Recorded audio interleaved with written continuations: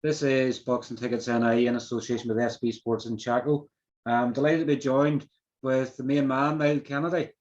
How are you, How Niall? you keep? Good, all good. Everything's going well, thank God. It's raining cats and dogs, as you say, here in Belfast. So I'm glad I'm indoors this morning, and I'm obviously delighted to be joined with you as well. You'd sort of think through your Instagram the other day you'd reached out for an interview, and I was obviously delighted. Delighted you obviously got in contact, because without boxers, obviously after the interview, we're not really relevant. We're just like a sort of news source sharing all their information.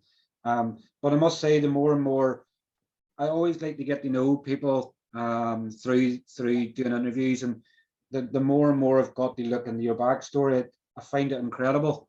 And probably what you've been through and what you've sort of, everything that's happened for you in life so far. And I guess it's the probable typical sort of thing where people can have their ups and downs in life, and I'll sort of touch on that as we sort of go. But like as I always like to do, you're a pro boxer now, 6 years. You turned pro at the age of 31.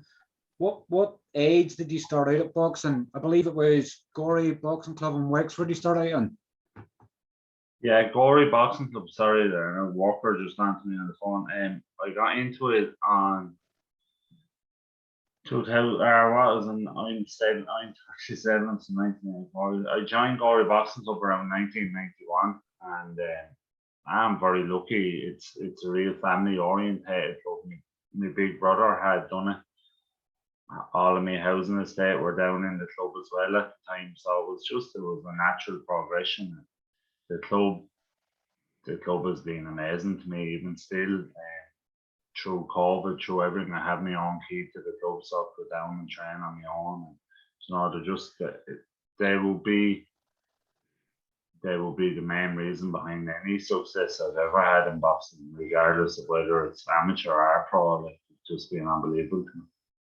And obviously, I think, from one of the articles I sort of seen, whereas you were sort of saying you weren't even the best, you would say you weren't even the best boxer in your street, never mind in the boxing club as well. So I guess that sort of shows probably the humbleness, like another probably high profile one I probably think of is Frampton. We obviously talked about him before we started there. Frampton would say he wasn't the most talented boxer. And probably like yourself, you just knew how to work hard and how to reap the opportunities for yourself. Yeah, I left amateur boxing with massive regrets because I didn't empty everything into it, and from here I had a reasonable amateur career. I done fairly well, and Irish boxing was at a height at the time, and is back at a height now, thank God. But I done reasonably well, but I was fooling myself. My preparation was very poor, and not due to the club. The club would have been of the belief that I was training well, but sure, I was drinking a massive amount, and a lot of travel and stuff in relation to work would have caused upheaval in training as well. So yeah, I look, Gorey Boxing Club. We had John Murray, Niall Murray, and Shane Cox, Darren O'Toole, Mark Whelan, some fantastic boxers through the years. And I definitely like John Murray is from Willow Park as well. That's where we're from, and like he would have cleaned up all the way up through it. And like Paddy Gallagher has went on to be such a good pro as well. But I remember John absolutely giving him a ridiculous beating in an All-Ireland Senior Championship, and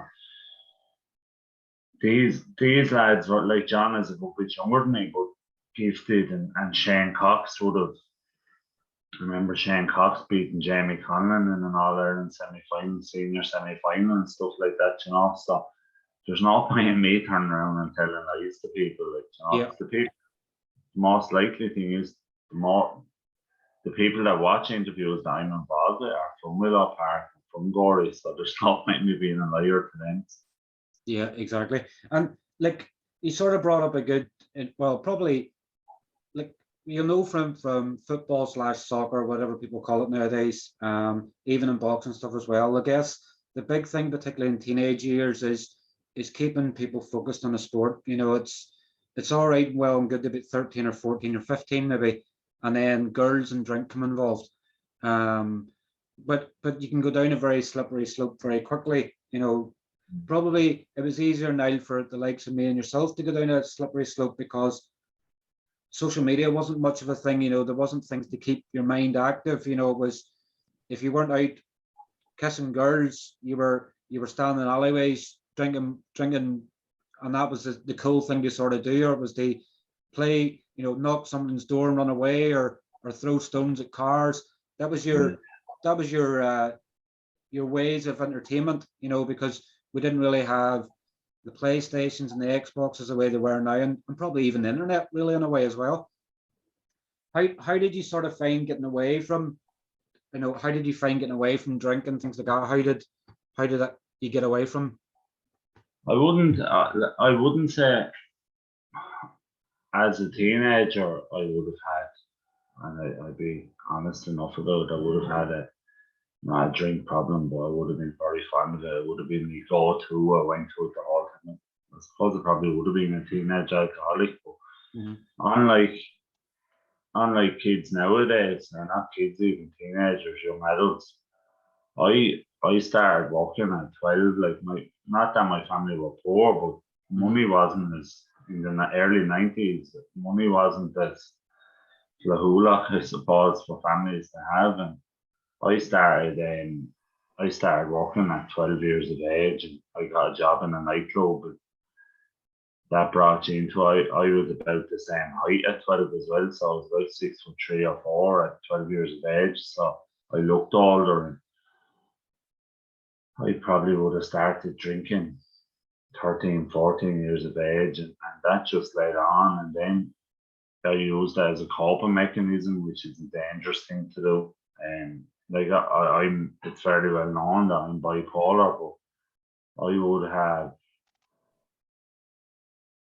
looking back as a teenager and looking back as a young, 10, 11 years of age, there was telltale signs to that effect of where I struggled with my mental health. But mental health wasn't something that was talked about in the 1990s, and even in the early 2000s, it wasn't something that was easily talked about. And even when I came out about it originally, it still wasn't something that was easy to bring up or to talk about. So,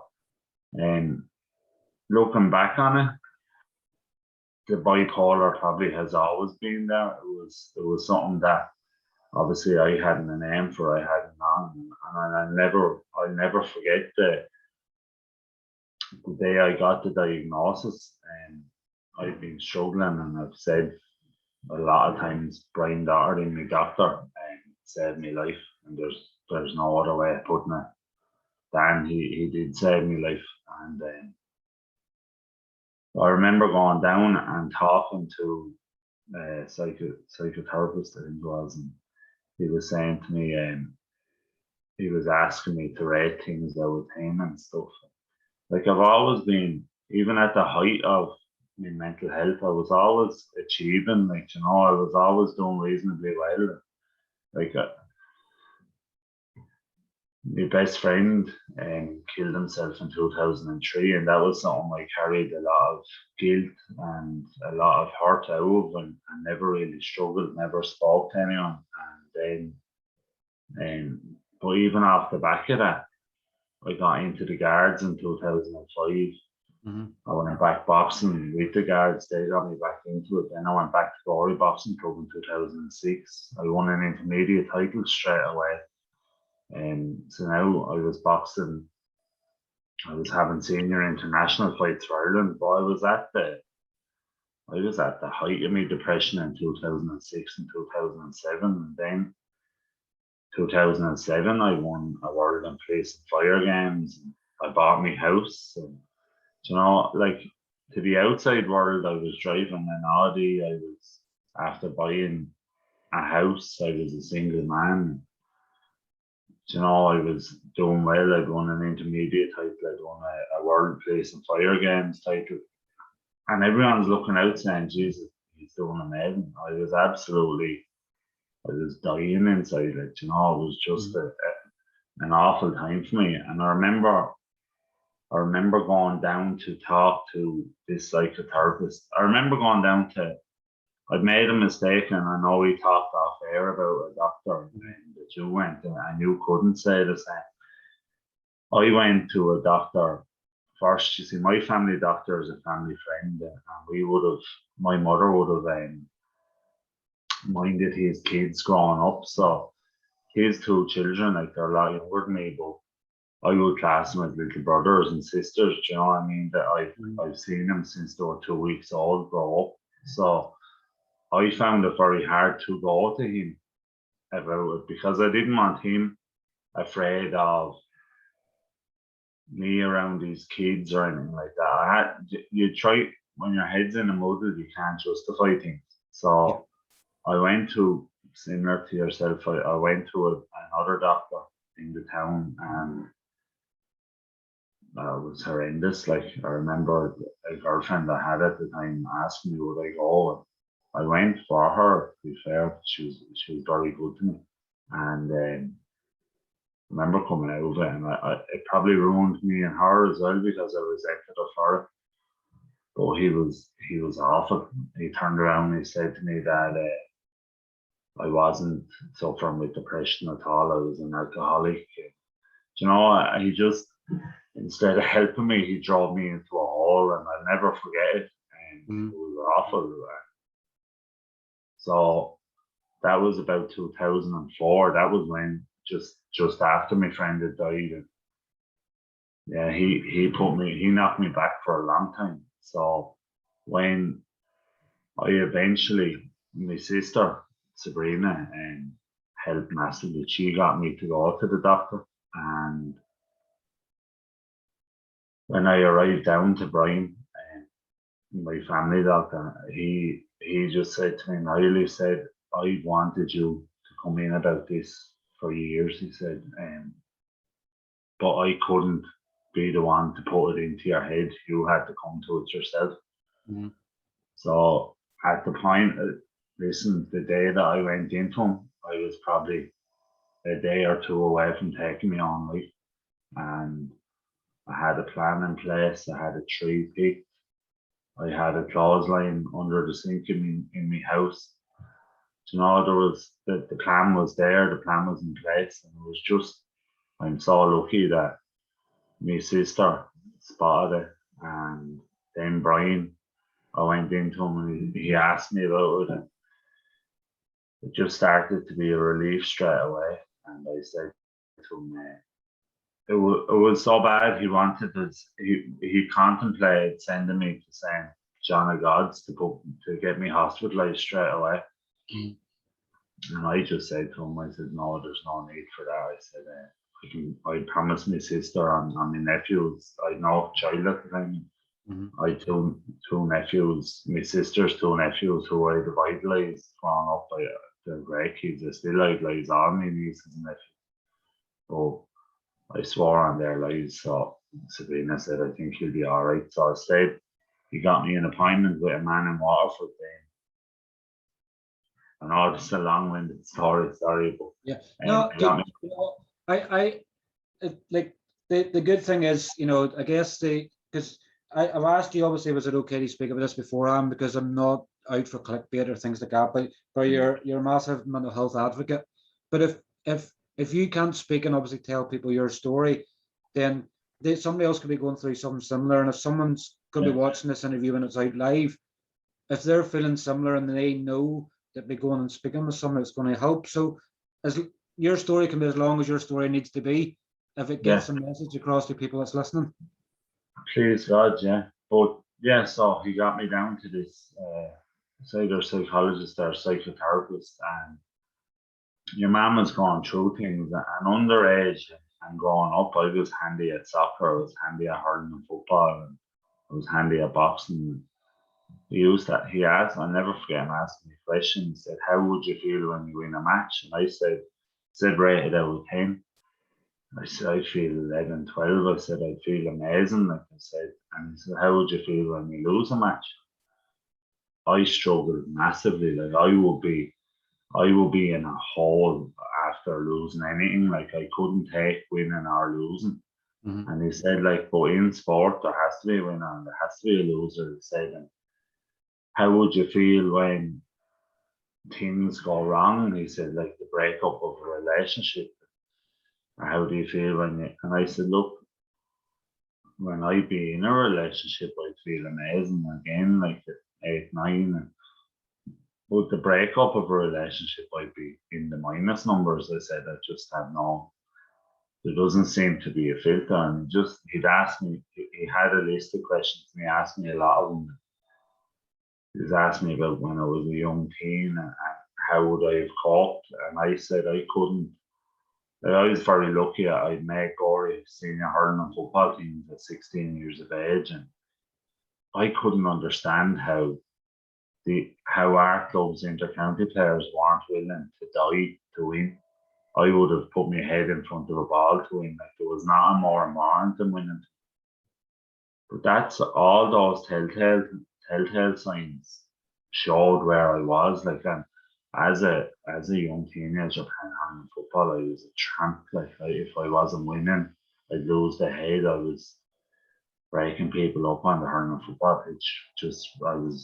I'm very ashamed of it, to be honest with you. But it was just I wasn't able to cope with how that situation was going. And I remember he said, Niall, look, he said, there's two types of bipolar. I think I'm type 1. There's type 2 as well, which has manic. I don't have the manic, thank God.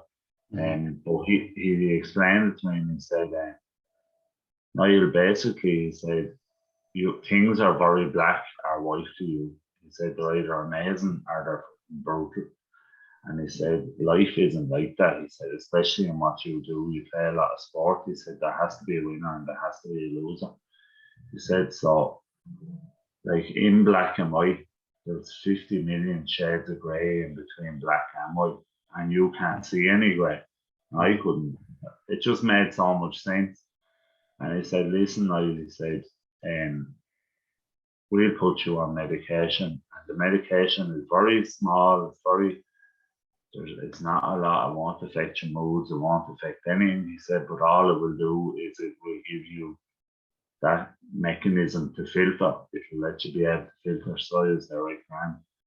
And I remember now, and we talked off air about medication as well, but I remember saying, I remember being in that situation and saying to me that once I was nervous about the medication because I'd heard horror stories about medication as well. I remember him saying to me, he said, Niall, the only way I can describe it is that it'll be like someone opened the curtains in your signal. He said, things will just become clearer. And I'm on the same medication now as I was in 2007. And I go off at times and I go back onto it. But it just helps me have the filter, and I'm very lucky. My doctor done that. I'm very lucky that my wife now, Niamh, is brilliant at spotting when I'd start dropping, like because we talked off air. Like I'm bipolar and I'm a mental health advocate, and I'm doing really well. I have my beautiful little boy who's the greatest achievement in my life, but I still have my daily struggles. I still, like, just because I'm on medication, this is the mad thing about that. It doesn't mean every day is good. You still have your shit days, you still have your peaks and troughs, but all it does is that even when I'm having the bad day, it lets me see the grey as opposed to the black or the white. So when I win, when I achieve and do really well, people tend to look at me as if you're not too happy about it. But I try and maintain, if I can, I try and maintain that middle ground because it's just safer for me, to be honest with you. And obviously being involved in sport and stuff as well, you know, how senses it sort of help, because, you know, with boxing is obviously, you know, the boxing is your pro record, you 14 wins, but you've 2 defeats and a draw. So was like even the draw, like where you're saying obviously where you love to win and you hate to lose.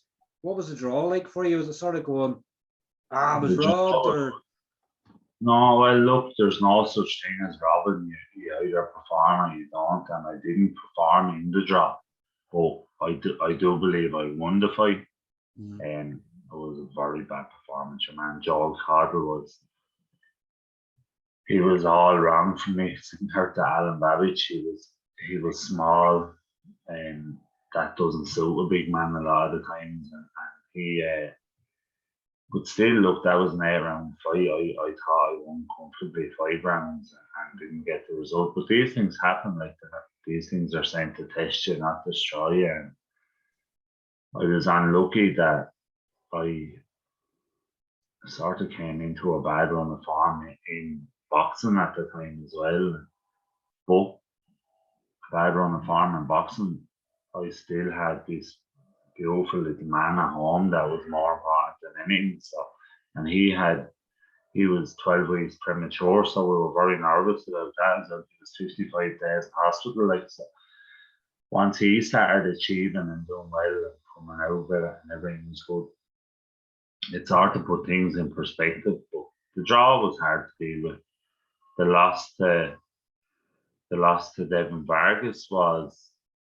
That was through injury, wasn't it? Your back injury. Yeah, I wasn't. It was through injury, but he bet me, and so you know I can't say he didn't beat me. He bet me, but hindsight is there that I should have pulled out the Wednesday before the fight, and I had to take painkillers to get on the plane, and I got off the plane. I had to go into the sea. I remember being in down at South Shore, I think it is in Boston.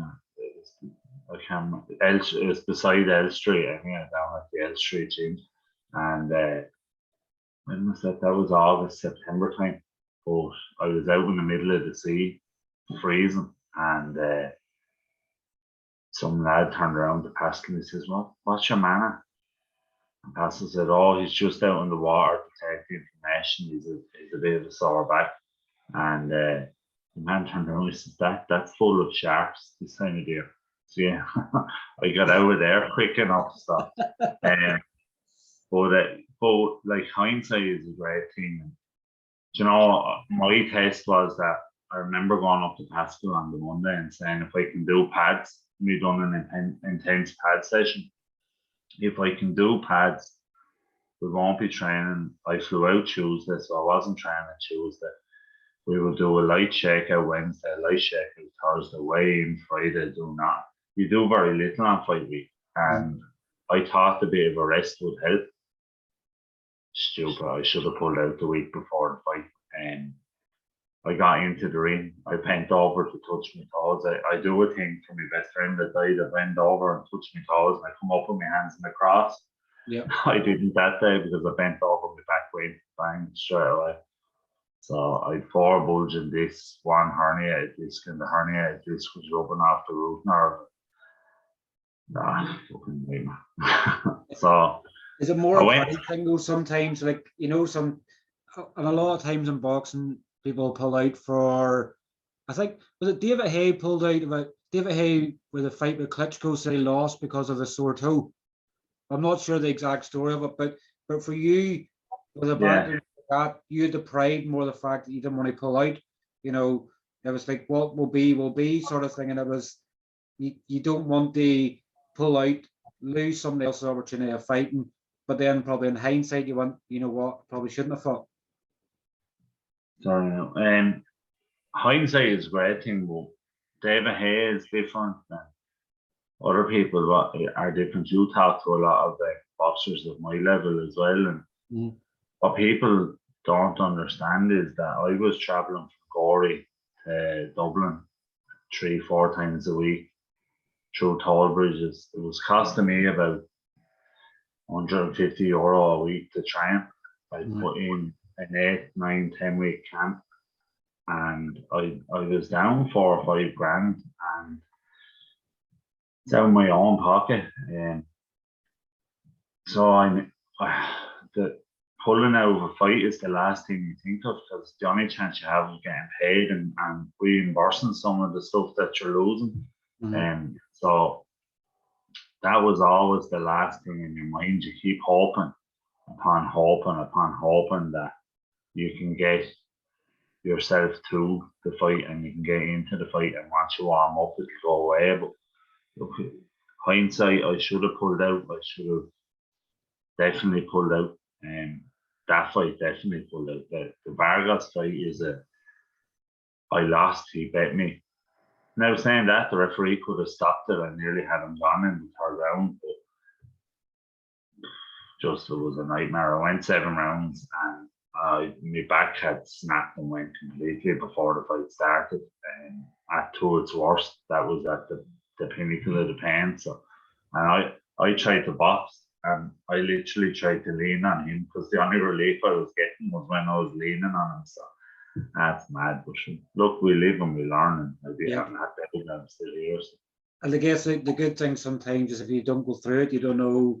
It's an experience. It's because a lot of things that you'll do, they'll be positive and they'll have meaning and have relevance. So when something like that happens, you go, like if say someone else in the gym now was sort of going through the same, you go, oh Jesus, you don't want to be doing that. I done this in a fight and here's what happened, and you go, crikey.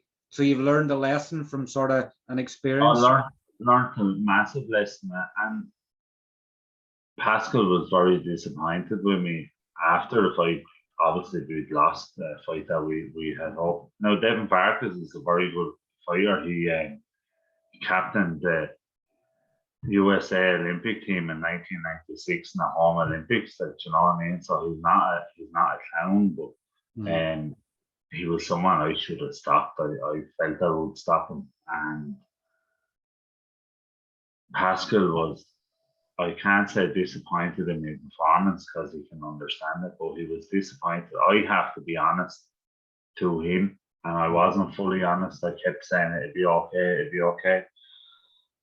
And I won't lie to you, the reason for that is I was hoping to reimburse the money that I'd lost. I was hoping to get the money back, and it was a mistake on my behalf. It was at no point I didn't join or didn't turn pro to make money. I should have stepped back away from it and talked to someone, but I needed to regroup the money I'd lost in my head, and I effected it up, to be honest with you. It was a mistake. It is what it is. It was and Devin Vargas, his wife, were down at the fight. They were really nice people. I couldn't, that I can't.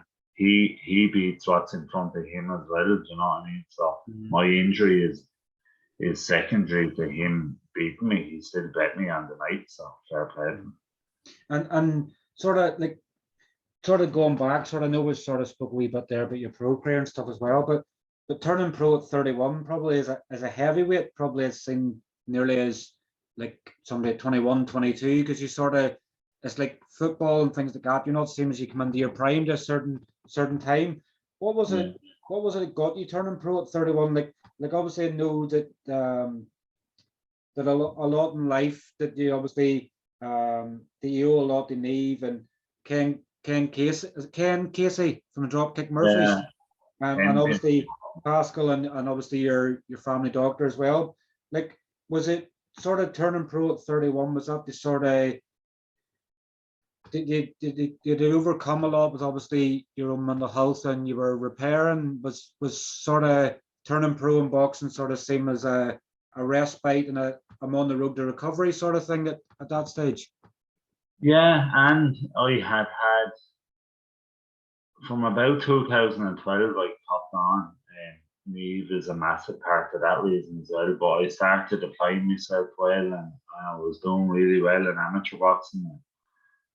I'd had 2 or 3 bad decisions I felt in Dublin where I thought I won fights and didn't get decisions. These things happened. They were all very close fights. I got bet in a senior final to Sean Turner in 2013. And I remember coming back after the first round thinking we'd be 5, 6, 7 shots up, and we were 7 hits down. I was just there, what's going on? But I never felt, not that if you're good enough, you'd be brought in, but I never felt I was wanted on the high performance. I never felt that I was someone they needed in there because they had Adam, and I think they saw difficulties with Adam in full-time employment as well. So,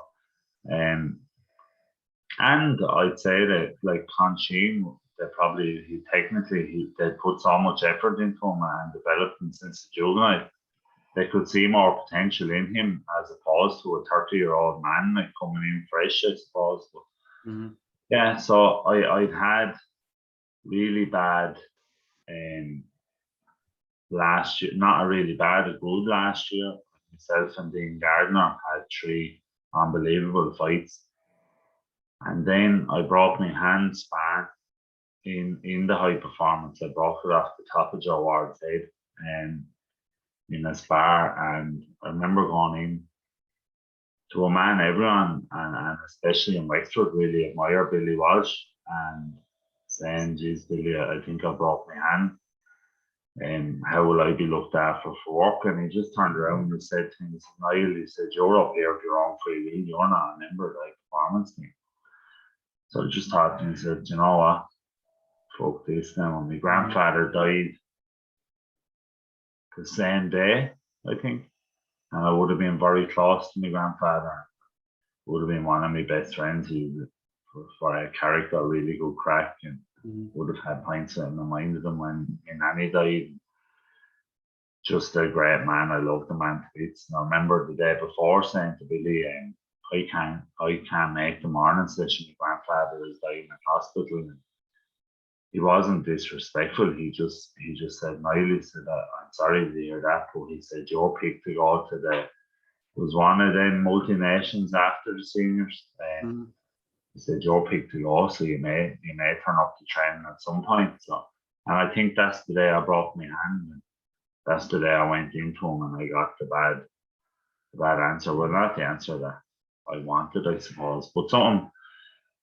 He was right in what he said. I was there of my own free will, like so, and I wasn't an official member. I wasn't a granted member of the team. So it is what it is.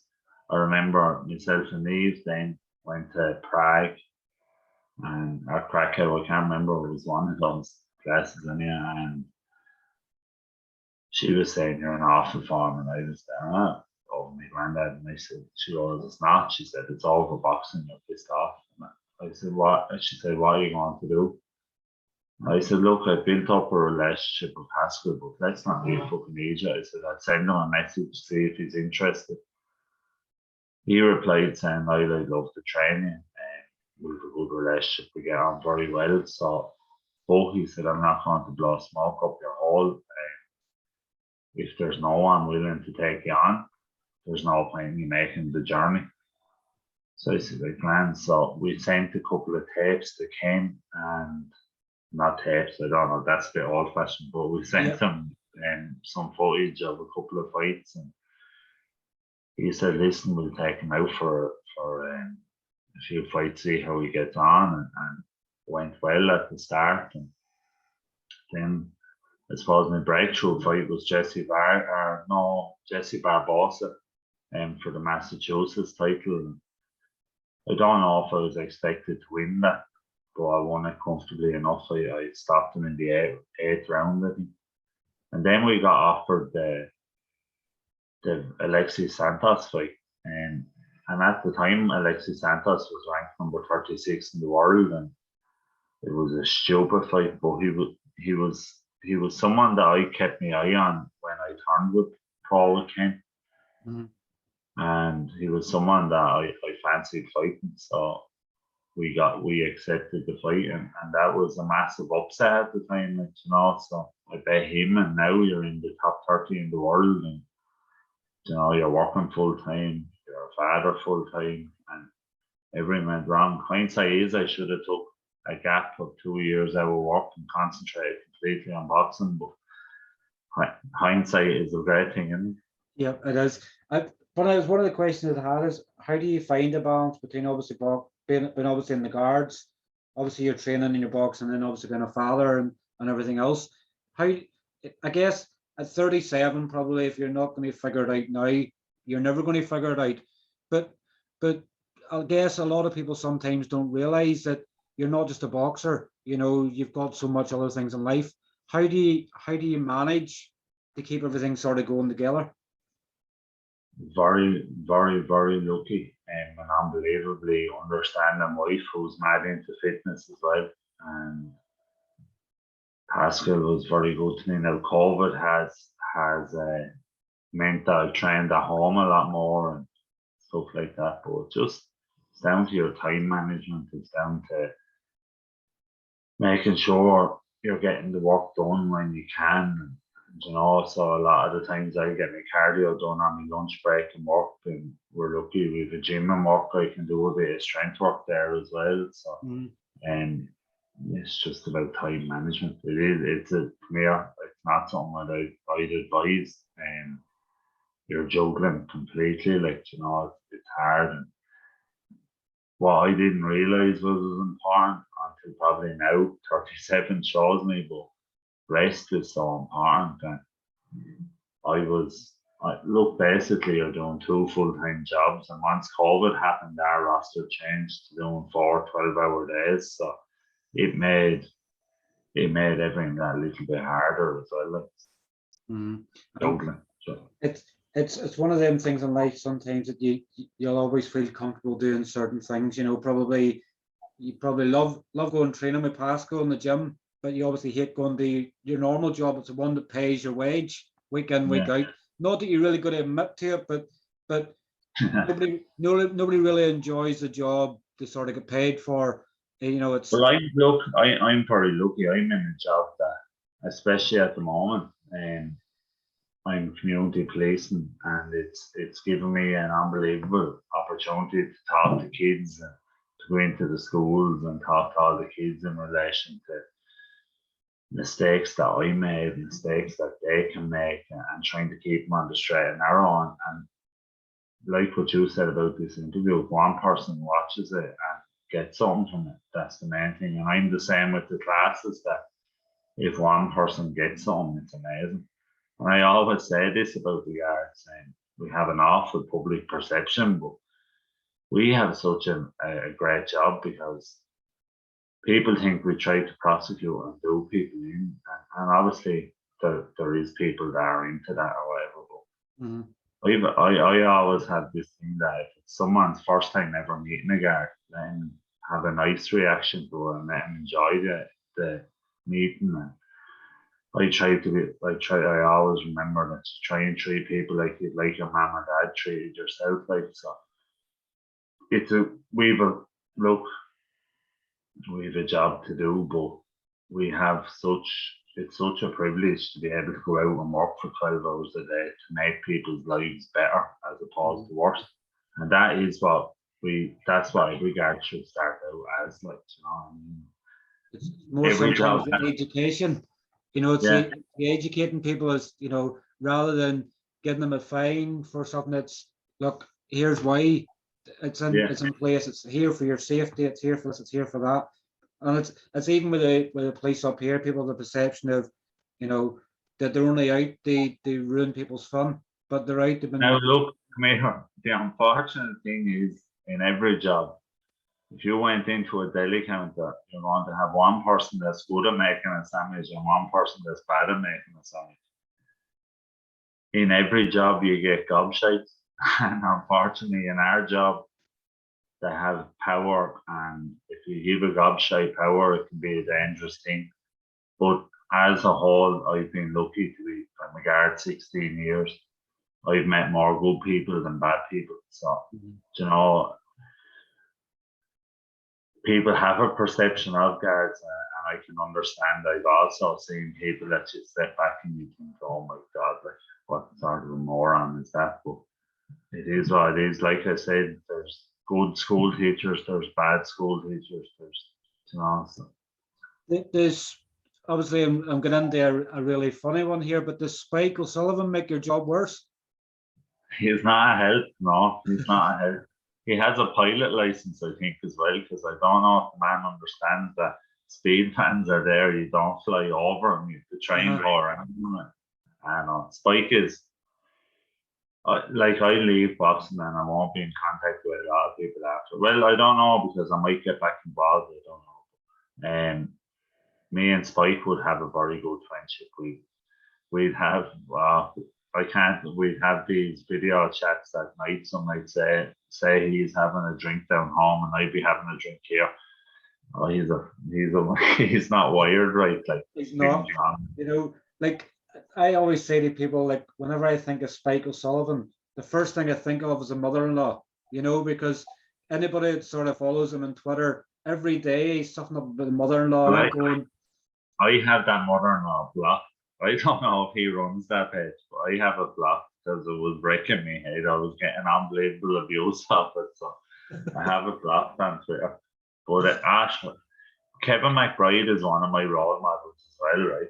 And if you look on YouTube, Spike the Clown done a video in one of my hoodies pretending to be Team Kennedy, and I'm calling out Kevin McBride.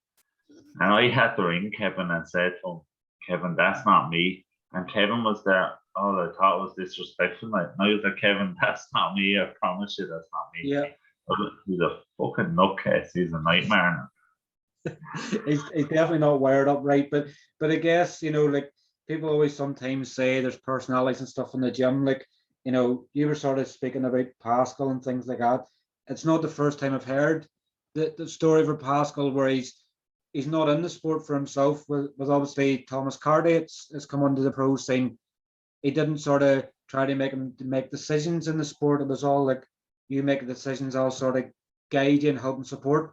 How much of an influence has Pascal been in the gym? Because, you know, being the brother of obviously a legend of a boxer and obviously Steve, like sometimes people can make a perception of thinking that Pascal may think that he's better than he is because of who his brother is. But Pascal, like I had the fortune of spending time with Pascal in September up in the Europa Hotel here in Belfast, and just a knowledgeable guy, must he speak to everybody. But how much of an influence has Pascal been in your boxing career?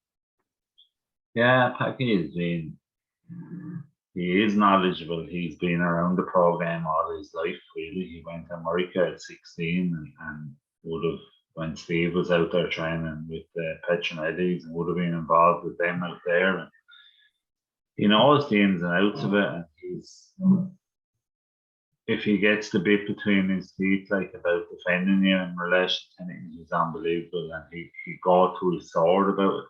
So, yeah, it's a pity COVID has happened and the fuel prices and stuff, because I've had to back away from the gym at the moment because it's financially, when you've nothing coming in, it's not feasible to be going up and down, especially with time as well, time management and stuff. So unfortunately, I've had to back away from it. Pascal, first and foremost, now, if even if we don't work together going forward, he's someone that I would always count as a friend, and a very honest friend. He's not someone, Pascal's not someone that will tell you what you want to hear. He'll tell you the truth, which is important, like, you know, and I think it's a very unfortunate thing. But if you saw the Craig O'Brien stoppage, which was, he's admitted himself was wrong, that would have been our pure. He really takes on a fighter. He doesn't take on someone that he doesn't get on with, and he has helped Craig turn around his life and do great things. So it would have been our concern for Craig, being a father and being someone that he wanted to get home safe. It wasn't, you know, it was, and he's admitted that from the angle he was at, it looked far worse. So, but that's just what we have. We've a man that looks after us, that thinks about our health and our families, as opposed to thinking about us as, look, this is a payday for me as well. Because what people don't understand about pro boxing is that your trainer or manager don't get paid if you're not fighting.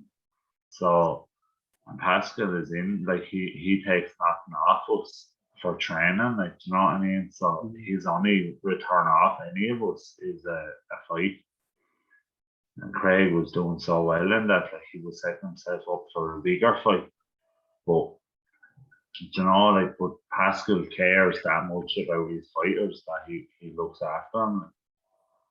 And sort of thinking of yourself there as well, you know, like I want to obviously get your views on Allen Babic. You know, he plays a sort of good guy, nice guy sort of routine in boxing. Probably for yourself, you know, it was seen as a massive chance to progress your career. You know, probably I'd even say in defeat probably done more good for you because you were able to open yourself up to a massive audience in Sky. Obviously, been around, probably regarded as probably the best promoter in boxing, Eddie Hearn. What was always what would I know Allen Babic obviously is the character he likes to try and wind people up. With you, it's impossible for him to wind you up because no matter what he said or did, it wasn't going to do anything on you. What was the experience like of obviously first and foremost being on Sky and with Eddie Hearn, and obviously being around Allen Babic? Yeah, that's not an experience that I can say was a positive. Unfortunately, that was at the first lockdown last October, wasn't it? Yeah, I think it was. Yeah, and we arrived. We had to be there on the Wednesdays. We arrived over on the Wednesday. This fight was on the Sunday, so we had 5 days in the hotel. There was only Pascal and myself, and stupid here, I forgot my medication, and that fight went way before I got into doing that fight. I'd fucked myself up. I was in my own head for far too much of it. Not that I had nothing to fear, and I won't lie to you. We went over there very confident. I think everybody that knows me knows that I probably boxed maybe at 25-30% of my ability in that fight. It was so in that sense, it's an awful fight. If you type my name into YouTube, it's the first fight that comes up. It's a bad fight. It's something that I regret. Hindsight is great, and like I said, but when you're talking about like Eddie, it was such a strange camp. Like Eddie had COVID, so he wasn't at the fight. I never copped on, but when I saw Chantel Cameron and Jamie Moore and all coming in, I saw him bringing microwaves and Xboxes and stuff like that. Mm-hmm. I was like, why are they bringing all this stuff for? Surely we'll be looked after. But they were trying to fill out their days, like, you know what I mean? If she got picky, she could eat.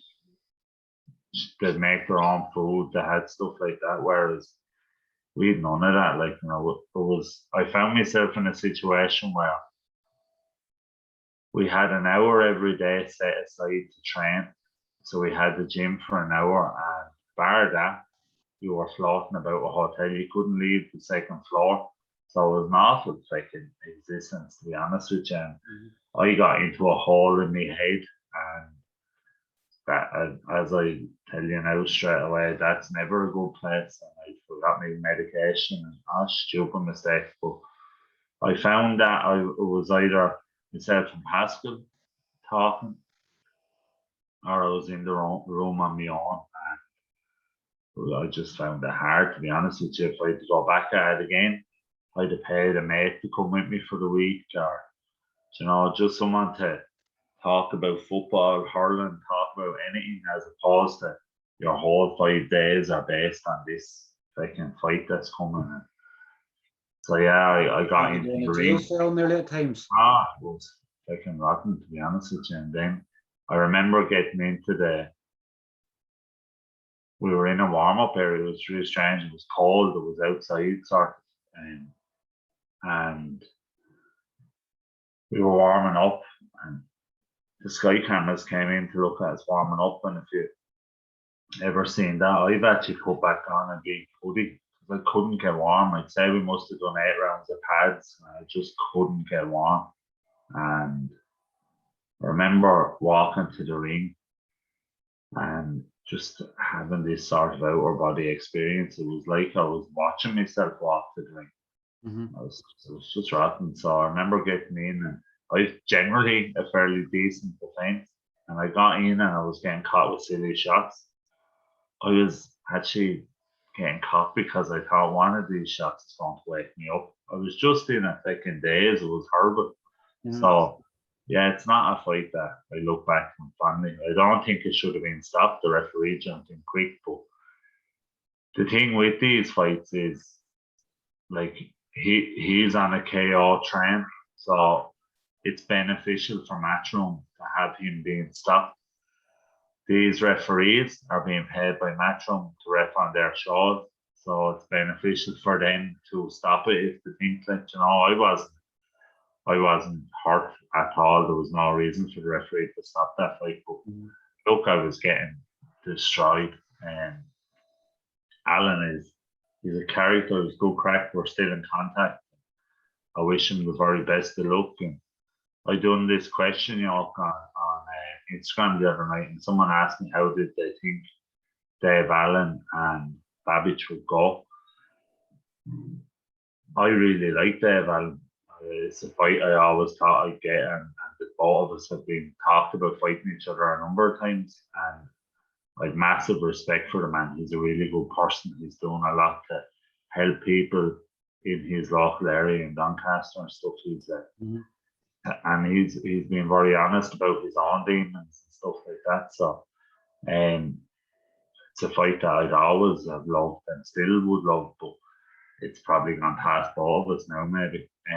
But I was asked, how did I think it'd go? If you had an active David Allen fit, he would have a chance. But the fact that he's being so inactive, and the fact that Allen is so relentless, like he's like a rash for 3 or 4 rounds. And so he's not a massive puncher, but he's a big puncher. He's not technically good at all, but he's a rash. He's in front of you, like, you know what I mean? And unless you're active and you're very sharp, like I came off 14 months out of the ring to fight him on 10 days notice. So it was, all those things made no sense, but it was like he's just so relentless. He's right there, pop, pop, pop, pop, pop, pop, pop, pop. It's just non-stop. And if I was coming off 3 fights that year and hadn't fought, I would have been better prepared for it, as opposed to going in cold, to be honest with you. So you can't warm into a fight with him because he is just relentless. I think everybody thinks that, whenever somebody catches them clean, probably somebody times them and catches them clean, then everybody thinks probably, and probably yourself as well, you're going to the fight going, I just need to catch him 1 clean shot and that's it. But it's been able to land that 1 clean shot because you haven't had the ring activity and everything else. Yeah. You can only do so much sparring. And he's been matched very well. Like he's good. He is like, I wouldn't underestimate the man at all. Like I don't think he's overachieving. He's working like a dog for it. And he is hard to catch clean because he's unorthodox. I caught him, if you looked at his face after the fight with me, like he was caught with a lot of shots. Now I didn't box. I boxed terrible, but he's different. He really is different. And he's like, for boxing, he's exciting because he does not give a shit who he fights. He will fight anyone. Do you know what I mean? And he's a real good attitude. He's very, very nice man outside of the ring. He was very good to me in the build-up. We had no animosity at all. He didn't bullshit. I think if he's fighting someone that shit talks first, he'll go fucking ape shit on him. But I'm not into shit talking, so it doesn't suit me. Probably, I would say, one of your best moments of obviously pro boxing, getting the Spar Anthony Joshua. Yeah. How did that come about? The Alexis Santos fight, to be honest with you. Santos was being lined up as Joshua's opponent for his American debut, I think. And Santos is IBO world, or was IBO world champion, and Joshua was IBO world champion, sorry, and Santos was IBO international champion. Mhm. But he was ranked highly with the IBO and they were being, and he just signed with Louis de Bella at the time. So like I wasn't brought over to win that fight with Santos, but when I bet him, then Joshua was supposed to fight Pulev in Cardiff, I think, and Pulev is a superior boxer to me, but will be a technically good boxer, and I think I'm technically not a bad boxer. Our spar matched up a little bit, so I got asked would I go over, and I gave him his two last spars. I sparred him. So myself and Martin Bicola were in the camp together. And we gave him his two last spars and went very well. I thought he was a really nice man and very respectful, very well prepared. Like he was at the gym 3 hours before we sparred to stretch and tape up and all that. You know, he's meticulous in his preparations. Really, really good team around him. Yeah, KD and Big Naz and stuff like that. They're really good people around them, like so. Yeah, no, I enjoyed it. Very nice, very respectful man. Did you get to spend much time with him, or obviously because I guess when you're in the high echelons of obviously world boxing, there's so much commitments and everything else, where they're away to do interviews and everything else. Did you get to spend much time with him, or was it like a sort of 5 or 10 minute sort of thing after sparring? I know I'd have spent, I suppose, maybe 2 or 3 hours with him over the two spars. He's good, like he's really good. He sat in the ring after the last spar and we talked for a good while and talked about his family and talked about my own family and stuff like that. And yeah, he's a really, really, really good person, very down to earth, and just a really normal fella, to be honest with you, that has done really well. So. I guess it's one of them things when obviously your wee one grows up a bit more, you'll be sort of saying, I've sparred with him, I know Anthony Joshua, and they were like, let me see the pictures, it's memories. Yeah, it's mad because at the time MJ was still in hospital, so he was very young. That was September 17, I think. So MJ was in hospital till October, and I remember handing him a baby grow that Kieran from boxing had done, and a team came with baby grow. And I have a friend, Joshua signed it for the little lad and had a lovely message written on to him as well. Like so, he'll have that when he grows up, and it's lovely. And it's really nice of Joshua to do that as well. Like really nice fella. Sometimes people, like I would say probably in boxing, sometimes it gets forgotten about how charitable people are. Like I can only think of last year and a lot of boxers here in Belfast giving away their fight shorts, a fighter giving away gloves and stuff like that as well. Like I've never known probably a sport that can sort of offer so much help and support to others.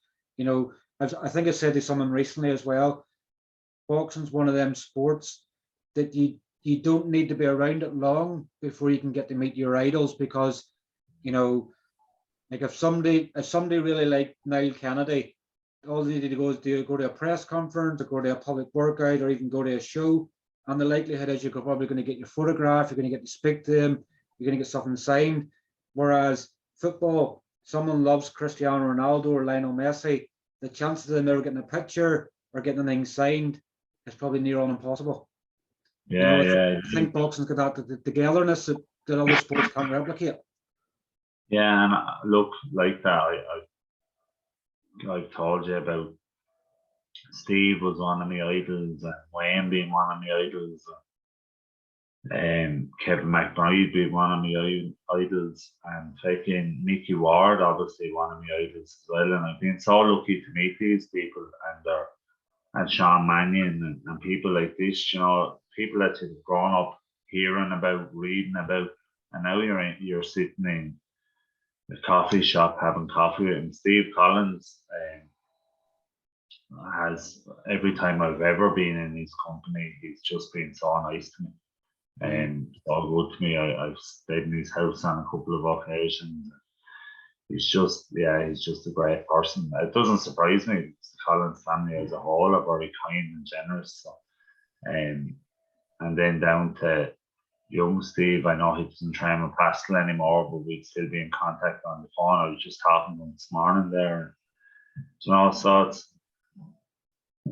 it's boxing. You're right. Like boxing people we are normal people trying to make a better lives for ourselves through a tough sport. But anybody that's turned pro in boxing loves boxing.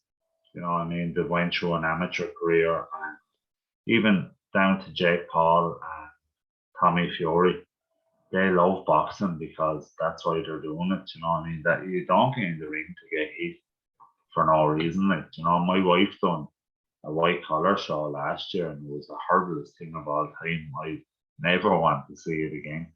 But she done it, and she doesn't regret doing it, because I don't think people understand that 5 minutes before the bell goes, when you're walking to the ring, when you're changed and ready to go, there's no feeling in the world like that. It's the most scary 5 minutes of your life. And then when the first bell goes and you get hit the first time, everything makes sense. It's madness and chaos that makes sense.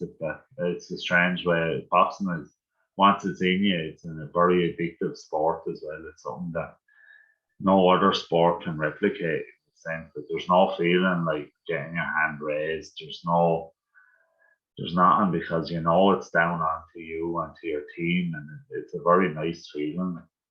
It's one of them, I guess, of things, you know, if someone in the street, as they say, if somebody punches you in the face, the first thing they're going to think of straight away is going to go to the ground, because it's a fear. You know, it's a fear of getting punched in the face. It's going, they're going to knock me out.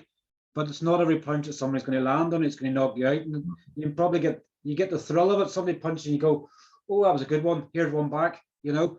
And I'm an awful clown for that. Sure, even what I said about the Babic fight, I was actually letting him hit me at the start in the hope that I would wake up and feel more alert to it. Like, but that's boxing. It's mad. Like I've been very lucky that I've done Tommy McCarthy's last 2 camps for his fights, and being his man's man partner, I suppose. It's the relationships you build with these people. Like, you know, it's brilliant. Like Tommy McCarthy, I wish him all the success in the world. I've been helping him we've done thousands of rounds, I suppose, now over the last 5-6 years, even when he was with Pat McGee and with Eamon McGee. And now that he's down with Pete and stuff. But, you know, it's a mad sport. Like, there'll be days that I'll be getting the head punched off me, and Pete and our Tommy is just there thinking that if you a granite chin or fucking a granite block of a head, but it's not. There's days that they don't hurt, and there's days they do hurt.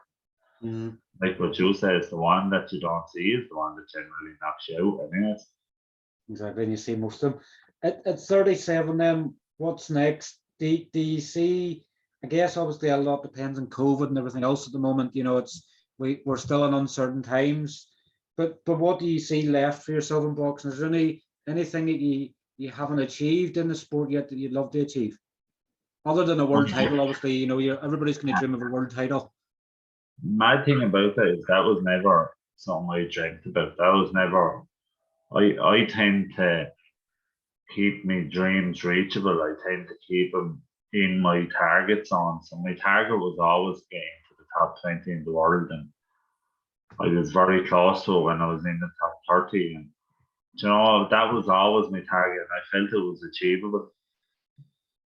I'm outside of the top 100 now, so my target now will be to get back into the top 50. I have a really good record still, so I'd like to do that. And I've been so lucky. I've been blessed with really good friendships and meeting people in America. I would love to have one more fight in America before I pack it in Boston, in actual Boston. And just for the people that have supported me there, the Johnson family, and there's two ladies that come to every fight that bought me kid, bought MJ presents even. Like, you know, these are really good people, Justine and Arena.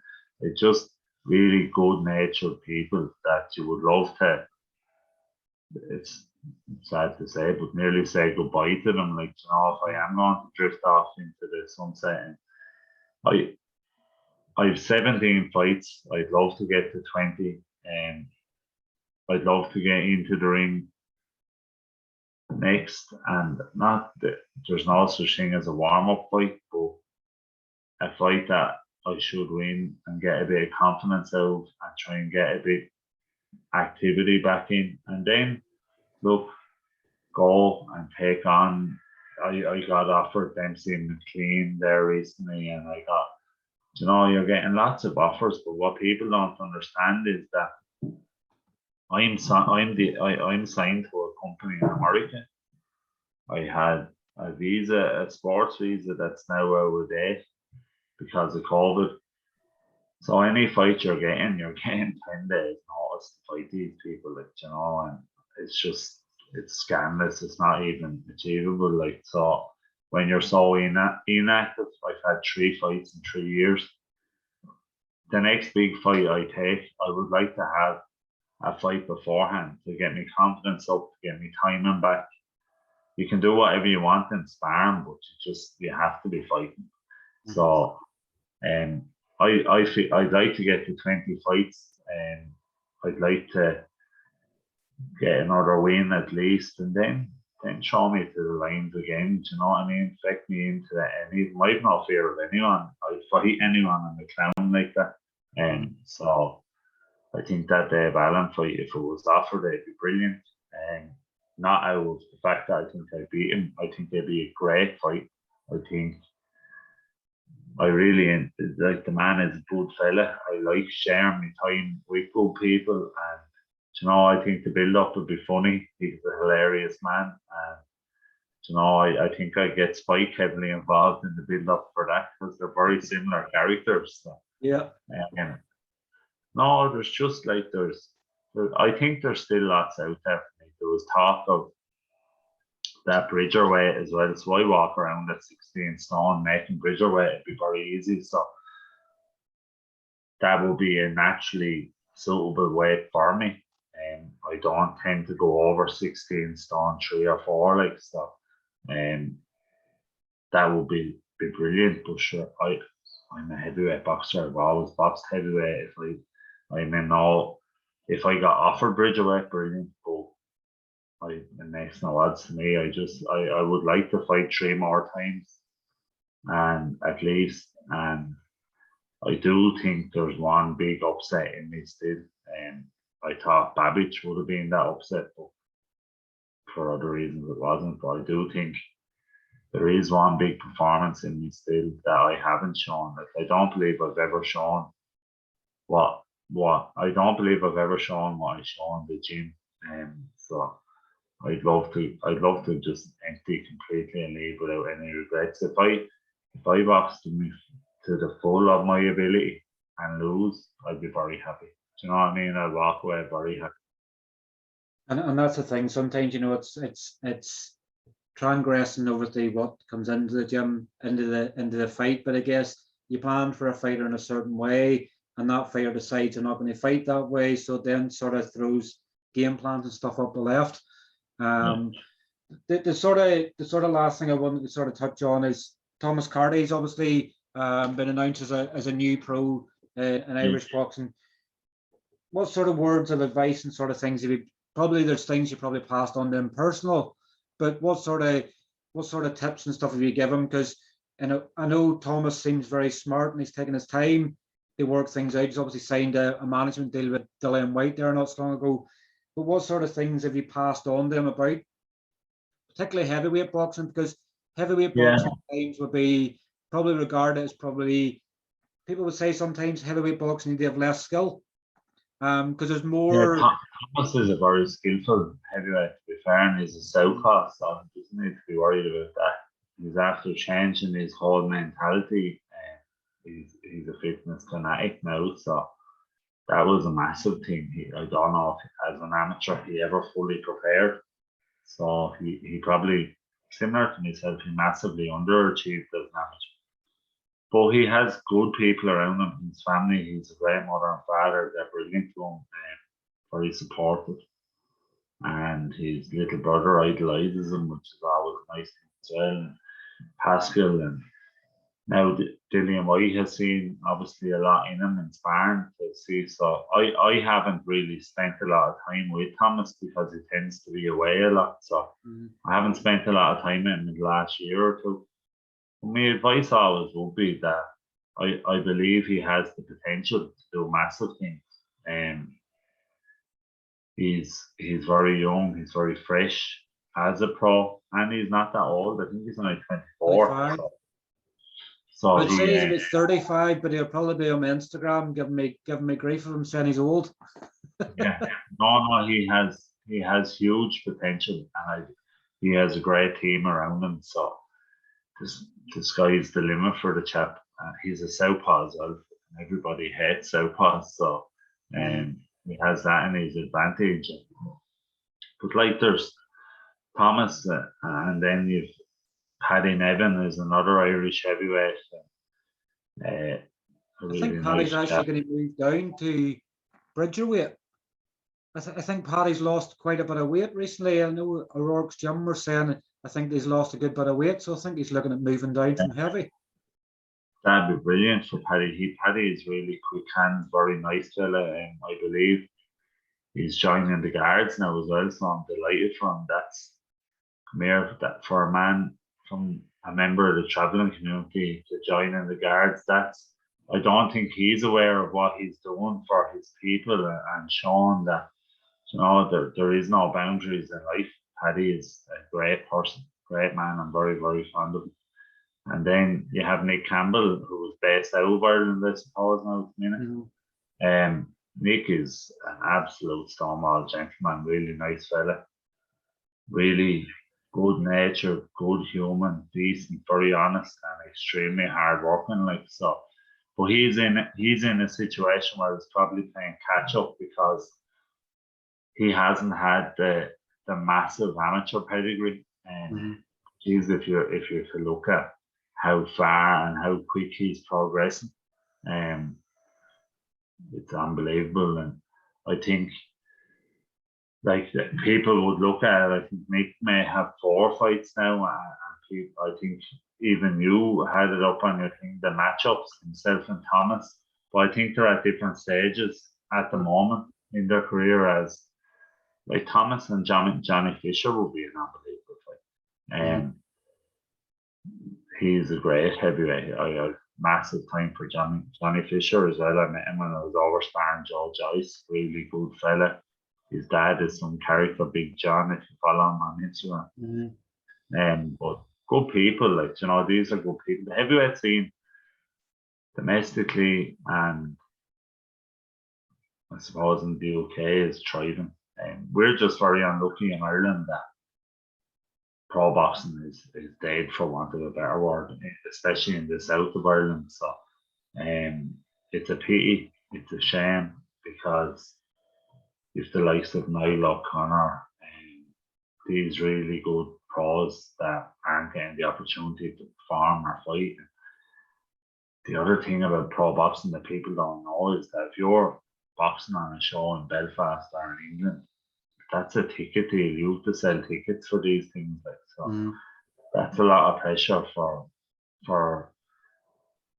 you to have to sell tickets if you're going to be the A side. And then the other thing is, anyone that's been offered a Matchroom show, you're not offered that with 2 months' notice. You're offered that with 3 weeks' notice. You don't train the last week of your fight. You travel over there 5 days before. So realistically, you're getting about 10 days preparation for a fight when you're the B side. So boxing is a very calculated, clever world, and that's why you have to have good people around you to tell you, look, Niall, I don't think this is right to jump at. And we're lucky. Pascal has done that very fair and well for us. I think it's sometimes it's because of the new age of where the world is nowadays. A boxer nearly sometimes has to pretend they're not training, they're not preparing, and then when the phone call comes, they can then make the upset because they're going, Craig, I didn't realize this person was in shape. They haven't been on social media, they haven't fought in a while, and then all of a sudden, boom, they turn up prepared. But I guess the Yeah. thing is how do you prepare when you're nothing to prepare for? Well, look, and that's the sad thing, but you have to, as a professional, you have to try and keep yourself ticking over. I try and always keep myself. I'm 37, so I have to keep my fitness to a sort of decent level because I find it unbelievably hard to get fit again. And so if I fall out of fitness, so I try and keep it at a level. And then look, it's just being ready to take that opportunity and whether what people like where I fall down a lot is that I am in full-time employment. I do have a wife, I do have a family that I have to look after. So 10 days notice a lot of times isn't feasible because I can't rearrange things, do you know what I mean? So it is what it is, and that's pro boxing in Ireland. Unfortunately, I have no regrets. It's been better to me than bad for me. So I'm very lucky. I've met some wonderful people through it. Pascal, Spike, Steve, Kevin McBride, Mickey Ward, these people that are icons, like, do you know what I mean? So it's brilliant. And Craig O'Brien, I think, is one of the most inspirational stories of all time, you know. So I hope he writes a book. I hope he does something further down the line because I think similar to Paddy Nevin and similar to Graham McCormack, these people don't realise the effect they're having on the rest of society, you know. So if you have someone going down the bad road and they can see this person that was in the same position straighten their line, put things right for their family and correct everything. I think these people, the three that I just mentioned there, like I think what they've done in their own lives is far superior than what they can achieve in boxing. And not that they're not going to achieve in boxing, they're all capable of achieving, but I mean that there has to be a bigger meaning to life, and I think what the three boys are doing is just bigger. Like Paddy Nevin is breaking down boundaries that I don't think he's even thought about mentally himself as to what he is doing. He's changing the outlook of many people in the travelling community in relation to applying for the guards, going for the guards, you know, and I think that's unreal. And his father is probably the biggest reason for that because his father has kept Paddy on the straight and narrow, and Paddy always wanted to be a guard, and his father has done everything in his power to help him do that. So I think Paddy and then Graham and Craig have both went down the wrong roads, but have turned the corner completely and straightened their line. They both have young families, like Craig suffered with addiction and is now training to be an addiction counsellor. Like I think that's, you know, boxing is brilliant, and boxing is a sport. When you're changing people's lives, like I believe those three people can do, I think that's the most important thing in the world. And I guess, you know, particularly with, you know, changing your life and everything around, it's another thing for people to say, you know what, you can be down the wrong road in life, you know, you can be addicted to drink or drugs or anything else, but you can change it around and you can still achieve what you want to achieve in your life. It's because you've been down the wrong road doesn't mean they say you can't get back down the right path in life. No, you can straighten your line at any point in your life. And have you had Craig on? No, I think Craig's story. I had Craig on yet. I've been, somebody had actually messaged the other day to say to get Craig on, and because of all the thing with all people predicting one for fight 2022, I lost the message, so I'm going to have to go back through Instagram again to find it. So somebody had actually recommended to bring him on. His story is unbelievable. Just make sure he doesn't curse that much on it. He's like, I honestly can say Craig O'Brien inspires me to be a better human. Like he is a great person, and from what he has come from, and look, he still makes mistakes. We all make mistakes, but I just think if you had a young fella in inner city Dublin going down the wrong road, and he had a half an hour conversation with Craig, that could change that young person's life.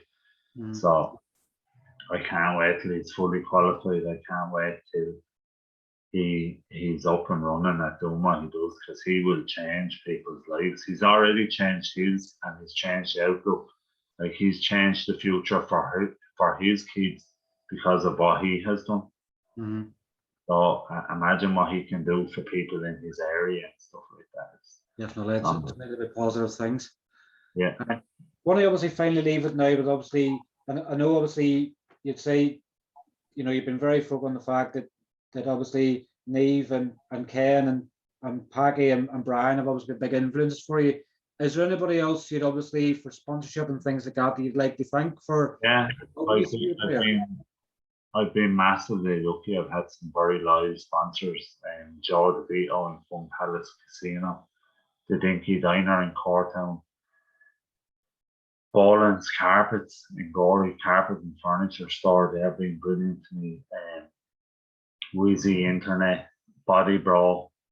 I've just been so lucky with sponsors, and then I've been so lucky with Gorey Boxing Club, letting me open the doors myself, and Darren O'Toole, the chairman, and my best friend, my best man at my wedding, Hagler and Aidan, and the Murrays, Johnny and Niall, and all these people that have, and then George Tlack, who has come in and who will probably be training me going forward in the pros now to help me out, because financially I just can't get up and down to Dublin. So I'm blessed. Gorey Boxing Club have me doctor, Niamh, MJ, Gorey Boxing Club have kept me where I am.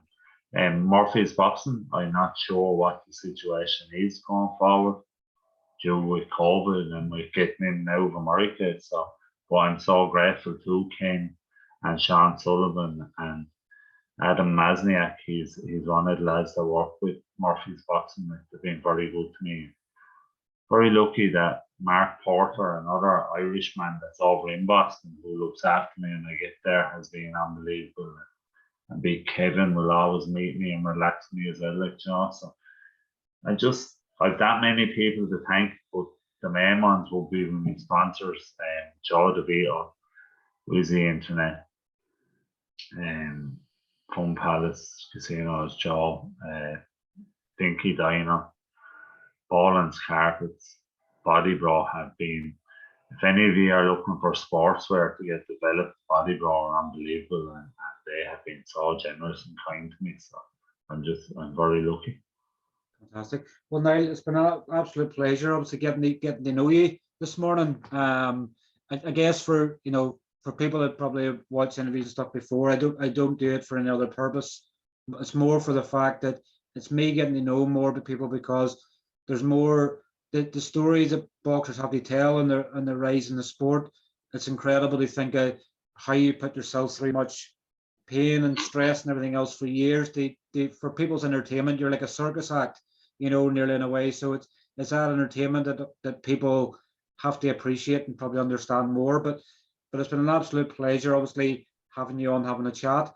We obviously hope that COVID clears off and get you back in the ringing and get you back to at least 20 fights. And who knows, the world's your oyster.